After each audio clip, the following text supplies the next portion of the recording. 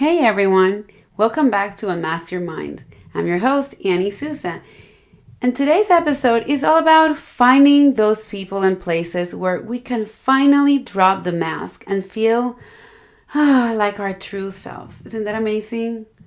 We all need spaces where we feel safe and understood, especially when so much of the world seems to expect us to fit into boxes we don't quite fit in.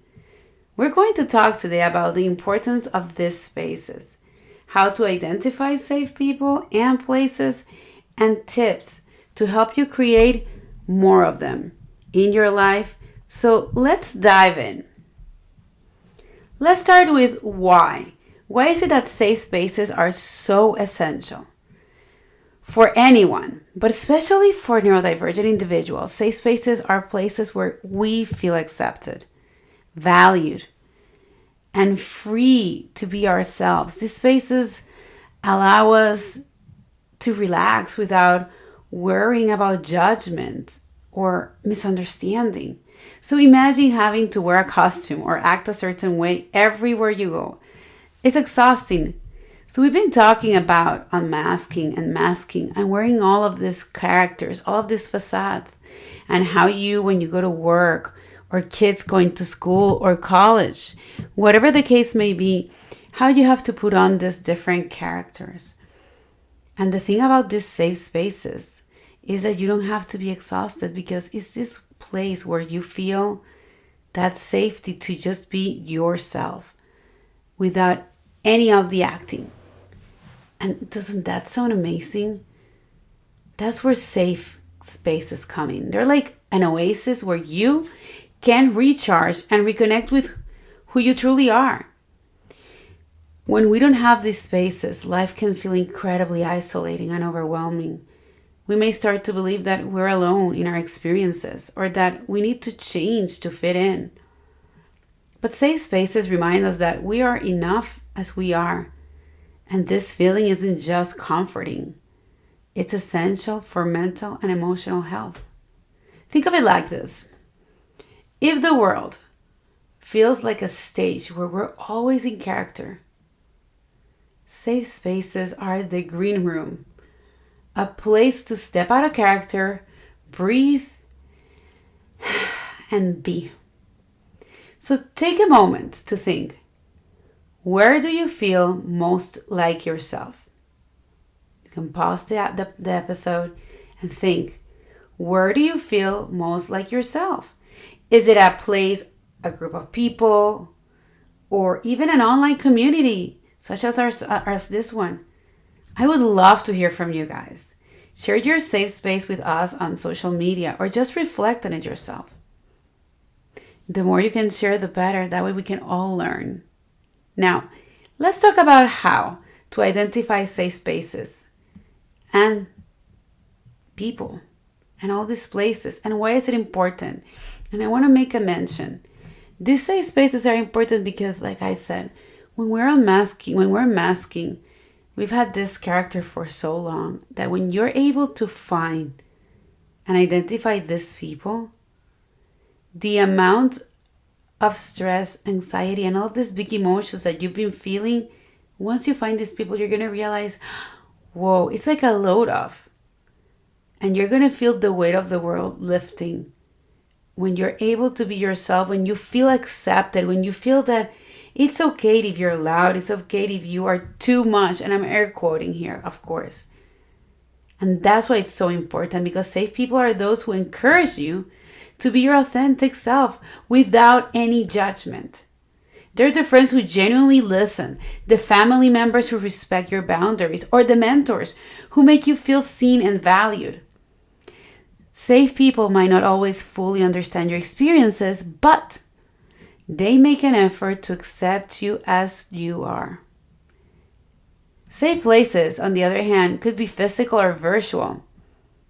Maybe it's a quiet room in your home, a cozy corner in your favorite cafe, or an online community where you connect with others who get you. Identifying these places and people often start by paying attention to how you feel. Do you feel relaxed? Do you feel free and valued? Or do you feel like you need to put in a front? Safe spaces don't pressure you to be anything but yourself, and finding them is a personal journey that can sometimes take time. It's up, ebb and flow, guys, up and down. But it's important to remember that a space that feels safe to one person may not feel safe to everyone else or to another person, and that's completely okay. What matters the most is how you feel in that space. And I'm going to give you an example. And this is a personal story. When I was in school, when I was being the biggest Hollywood actor in the world, I obviously did not feel safe at all. I didn't feel emotionally safe. I was always acting and no one knew anything about me, as I've said in my previous episodes. And you guys feel free to go back to the previous podcasts, to the previous episodes. And that was definitely not a safe space. I was acting. I didn't feel like myself. And the reason why I'm bringing this up is because of the following reason.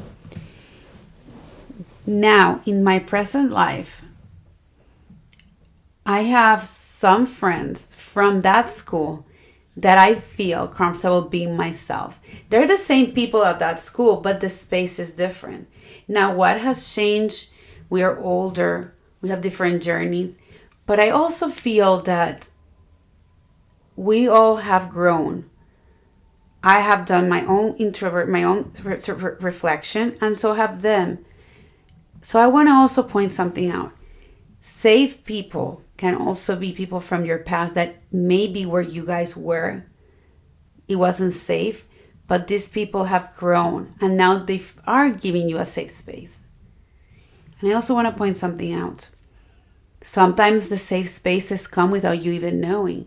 So going back to my story, and as I said, I was going to be very transparent with you all. Going back to my school, I didn't feel safe. And when it comes to school and academics, like a lot of ADHDers and people in the neurodivergent community, it was always anxiety provoking, especially test taking. However, as I started unmasking and realizing what I had, and I started realizing my potential, and it wasn't about me, I started feeling more comfortable with myself. And I started thriving because I was feeling more comfortable with myself. Again, it's not always easy. There's always ups and downs. However, I will say this. The most challenging study, which was my master's program in mental health, it was the safest space that I felt ever. And I know the contradiction. It was the most competitive and the most challenging academically. However, the reason why I bring it up is because I wanted to point out that sometimes it's not about the competitiveness of the environment. It's about the people in the space. In that space, I felt relaxed and safe because there were other people that were thinking the same way I did, that had shared similar stories. And they were offering me a space where I could be my authentic self, where it was okay, no matter what, to be me. And they were sharing their stories, and I was giving them the space for them to be their authentic selves. So the reason why I bring in these two examples is to point out, guys, that it not necessarily has to be an easy space, a non-competitive space. It can have layer of complexities to it, and you may not even program it or even see it coming. Without any expectations or any awareness, it will just poof, come up. And you're just going to feel comfortable because that's how the journey is, right? It ebbs and flows, and suddenly it just comes. And again, it doesn't mean that it's always easy, because I still have my moments. We all do. But I wanted to point these moments out. So think of someone who makes you feel truly at ease. What is it about them that lets you relax and feel safe? And is there a specific place where you feel that you can just be you without any expectation? Think about that. Write it down or share it with us if you feel comfortable, because safe spaces are powerful, and identifying them is the first step in creating more of them. It is extremely important to know the pattern, to know which spaces, and it is also equally important to know which ones are not. So like I said, it's always hard hard moments and good moments. Just like I shared a story about easy moments, I also had my hard moments. So I've learned to identify the people in my life that sadly don't offer me those spaces. So I have learned to sadly cut them off, and I will talk about that in future episodes. So sometimes we don't just find safe spaces, and we have to create them. So cultivating your own safe environment might look like setting up a cozy nook in your home with things that make you feel grounded. A favorite blanket, sensory objects, calming colors, or even your favorite plants.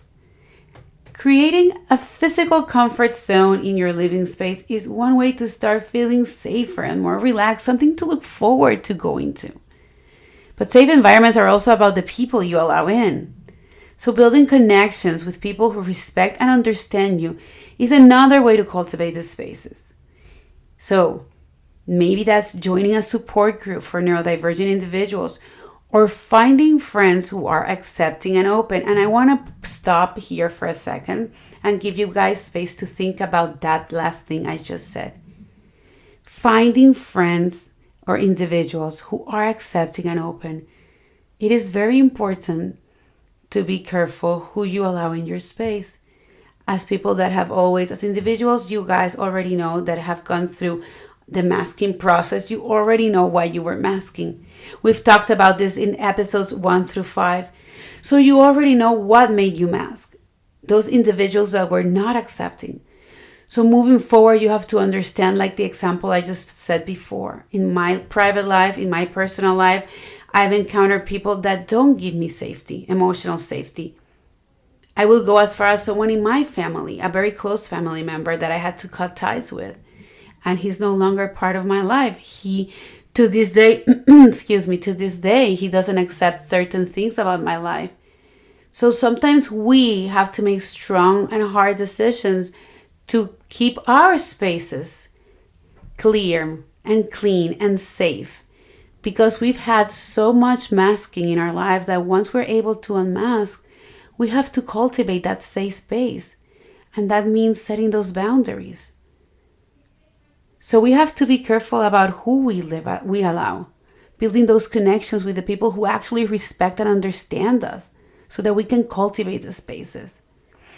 And when I mentioned the support groups, the good idea about support groups is when you find people that are like-minded, people that understand you. Have you ever been in a space where, like I mentioned, my heart program, it was academically challenging, but because there were other people like me in the same mental health path, we had a lot of things that connected us.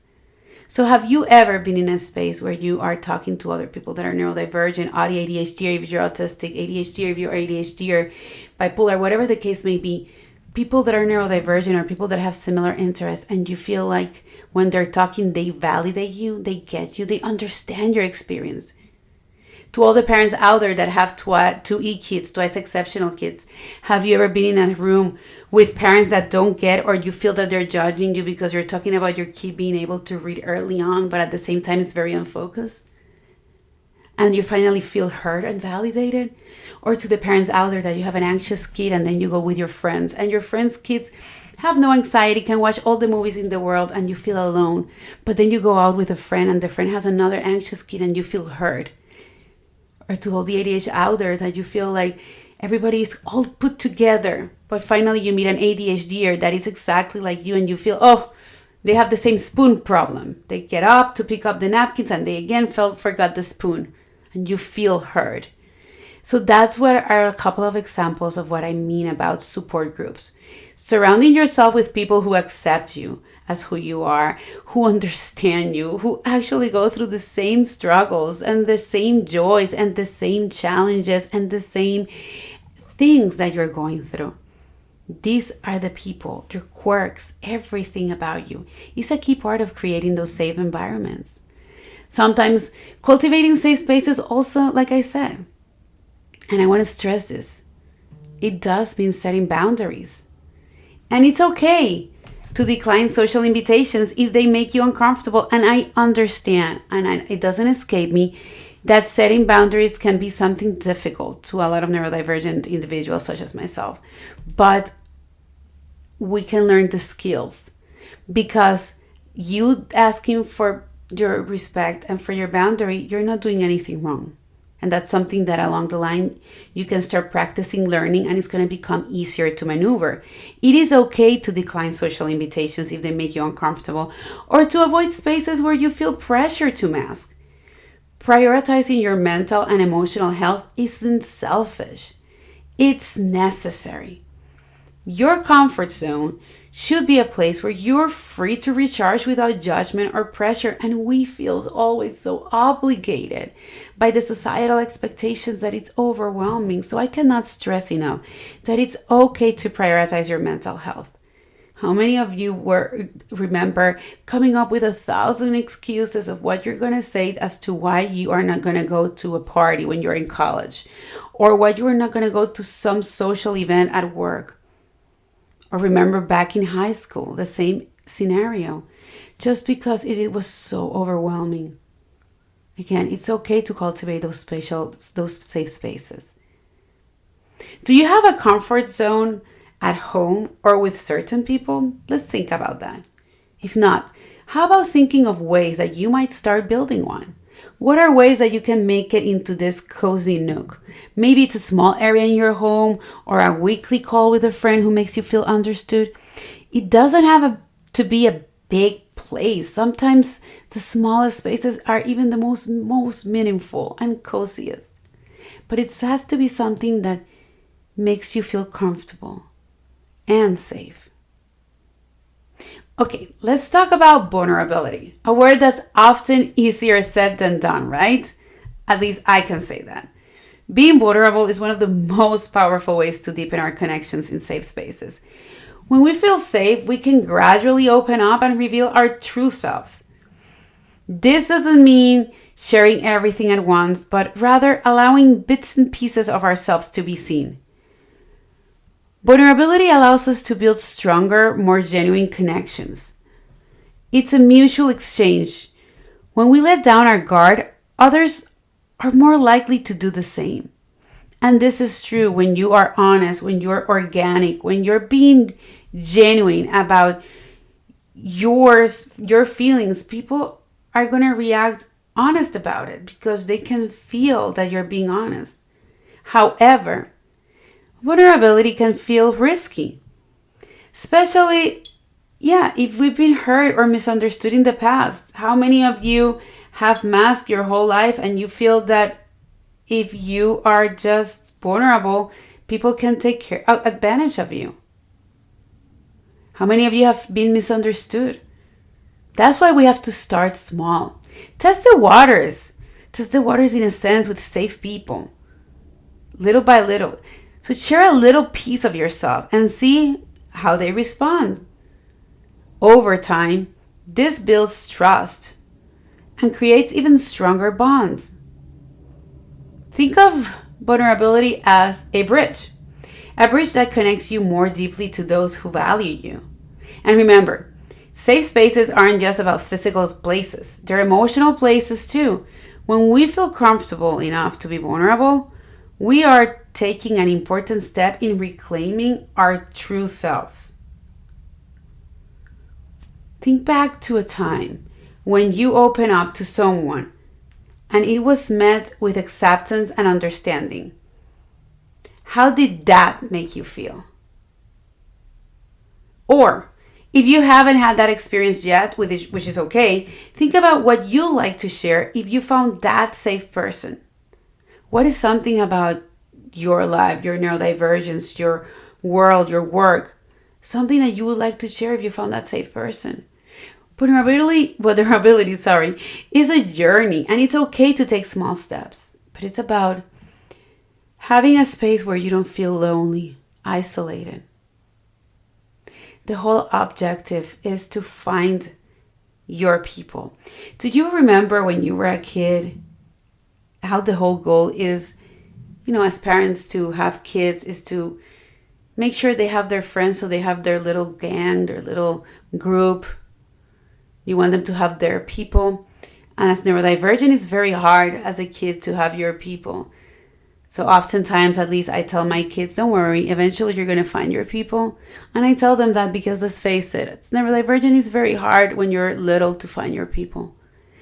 So vulnerability and unmasking and all of this process that I've been discussing in this episode, the whole point is to take these small steps for each and every one of you, all of us actually, to find our people, to find our group, to find people that can understand us, that can walk this journey with us so that we don't feel lonely. In a world with people that have so many societal expectations and so many rules about what things and how things are supposed to be, and sometimes are so critical and harsh, it's good to know that we have our people.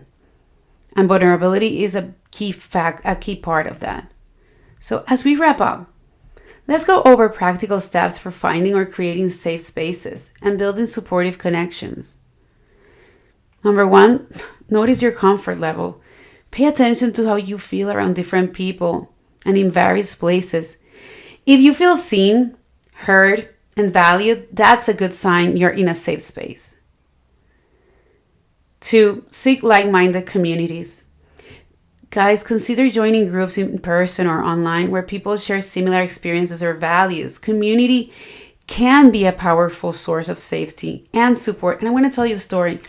My kids and I moved from a different state, and where we were, the 3 of us, felt so alone. My kids especially. I'm an adult and I can navigate it, but my kids, they felt, and we had to advocate and fight for them. We had to get so many specialists for the school to validate who they were. We moved to this new state and we found this amazing village and community, and I found these amazing friends. And I cannot stress enough the importance of community. Is it always easy? Of course not. Social interactions are never easy, especially in elementary school. But it is definitely easier. My kids now are thriving compared to how they were, and they found a village, a school, and a place where the kids, understand my kids. I finally look around and I'm like, oh my goodness, look, there's another one just like my kid. And parents that I can see them navigating the world, and I can see myself in them. My kid is not just the only one, is one of others. And that's why I see that it's very important to find a community that, and a safety net that it's like ours. And again, I know it's not always easy. It's not always rainbow and unicorns, because we all have our own problems and our own struggles. And that's why it's important to have our own support system. It is important to also practice small acts of vulnerability. Test the waters with safe people by sharing little bits of your authentic self. Over time, these small acts can help you build trust and deepen relationships. It's not easy, but you guys can do it. And lastly, set boundaries. This one is the hardest, guys. I understand it.